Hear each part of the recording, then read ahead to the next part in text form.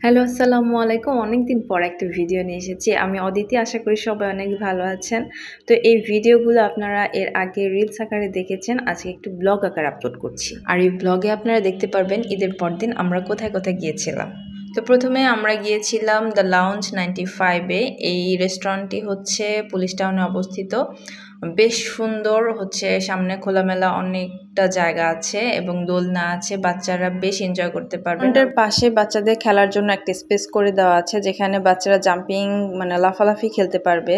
তার ছোট্ট একটা স্পেস করে দেওয়া আছে। তো আমাদের বাচ্চারা বেশ মজা করছিল, দোলনায় হচ্ছে অনেকক্ষণ করে টাইম স্পেন্ড করছিল।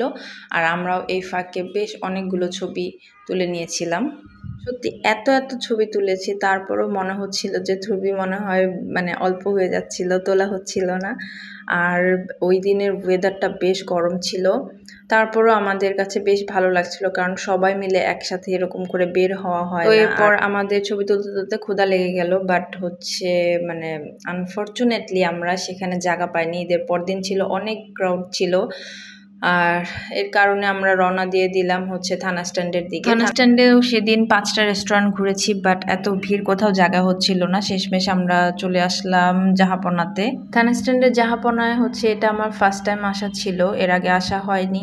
জাহাপনার ইন্টেরিয়র ডিজাইনটা আমার কাছে বেশ ভালো লেগেছে, লাইটিংটা খুবই সুদিং একটা লাইট, আর দেয়ালের কাজগুলো বেশ ভালো ছিল। বিশেষ করে একটা দেয়ালে যে মোগল টাইপের একটা মেটালিক কাজ করা ছিল, মোগল একটা ব্যাপার। পাশে আরেকটা দেয়াল ছিল যেখানে হচ্ছে একটু বারান্দা টাইপের ডেকোরেশন ছিল, মানে জমিদার বাড়ির কোনো বারান্দা, আর সিঁড়ি ছিল যেখানে আমাদের বাচ্চারা বেশ এনজয় করেছে। জাহাপনার ফুল ইন্টেরিয়র আমার কাছে বেশ ভালো লেগেছে। আর আপনারা চাইলে একটু শান্তিতে নিরিবিলি বসতে কোনো জায়গা খুঁজলে এখানে আসতে পারেন। আর এরপর আমরা চিকেন কাবাব এবং লুচি অর্ডার দিয়েছিলাম। লুচিগুলো একদম বেশ বড় ছিল, পরোটার মতন আমার কাছে মনে হয়েছে এটা পরোটা।